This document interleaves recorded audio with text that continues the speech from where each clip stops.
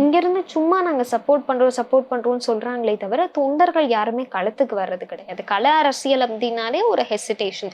ஒரு பயமா, இல்ல ஹெசிடேஷனான்னு தெரியல. ஆனா அவரும் வரமாட்டாரு, இவங்களும் வரமாட்டாங்க. ரசிகரா பார்க்குறாங்க அப்படிங்கிறது தான் உண்மை. ஏன்னா தொண்டனா பார்க்குறவங்க நிச்சயமா கள அரசியலுக்கு வரணும் இல்லையா?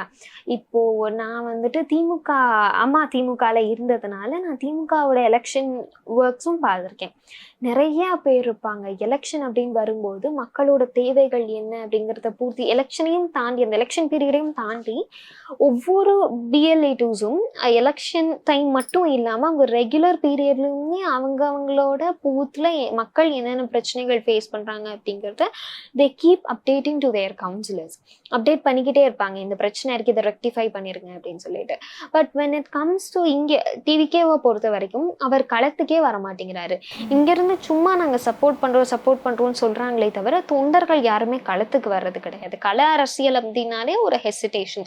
ஒரு பயமா, இல்ல ஹெசிடேஷனான்னு தெரியல. ஆனா அவரும் வரமாட்டாரு, இவங்களும் வரமாட்டாங்க.